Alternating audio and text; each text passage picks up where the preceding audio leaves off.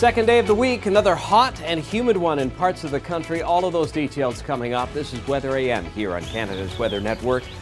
There's one way to cool off and beat the heat, Tala, taking a bit of a dip. Thank you, Beverly, for sharing that.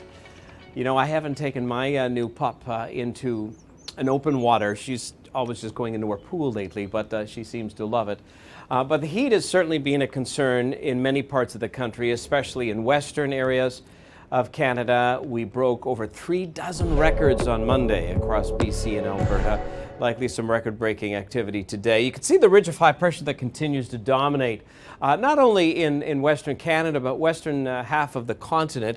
There is a bit of a change that's going to evolve by midweek. Wednesday, we'll start to see some rain move in, although it's to the north, but that means it's signaling pattern change. These are the heat warnings that remain in place right now. And we also have the risk of some thunderstorms. Tracking this front that's moving down to the south, that'll bring in some thunderstorms for southern areas of Manitoba, but also through the interior of BC. Hard to see, I know. The takeaway here is that there's going to be a risk of some dry lightning.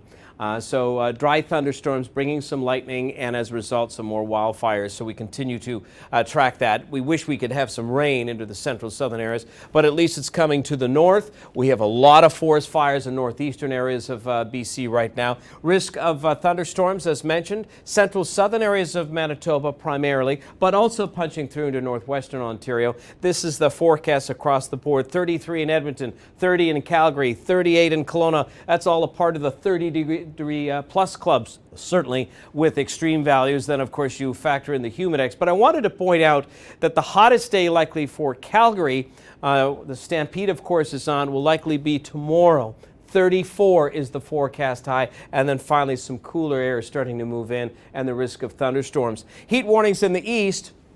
Parts of Labrador, Newfoundland, the Maritimes, as well as southern Ontario. And we too could see some thunderstorms here in the province of Ontario through the Ottawa Valley, Quebec. You can see also portions of Atlantic Canada. I want to time that out for you. We'll bring in what it looks like, this front sagging southward. So all of these here are thunderstorm cells.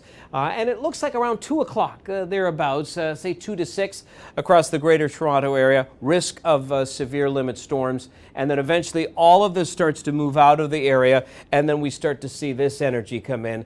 This is the remnants of Hurricane Beryl, so that will be dropping quite a bit of rainfall. Latest analysis from our team here at the Weather Network, anywhere from 30 to 75 millimeters. This could change certainly, but I think it is a certainty at least 20 to 40, and then some areas locally could see 75 millimeters, 3 inches of rain, which could be problematic, so we'll continue to keep an eye on that. Here's your forecast snapshot for the east: 27 in St. John's, 25 in Corner Brook, risk of some thunderstorm potential there, 30 in Moncton, 27 in Charlottetown, generally speaking, mix of sun and cloud. And then as you punch through in towards Quebec and Ottawa, Montreal, Ottawa, risk of thunderstorms. We'll have high humidity. 29 in Toronto. It's showing a little more cloud than what we're seeing. Certainly some breaks. Cloud will dominate. Risk of thunderstorms, as mentioned, for the afternoon, and it will be relatively unsettled, but certainly very humid.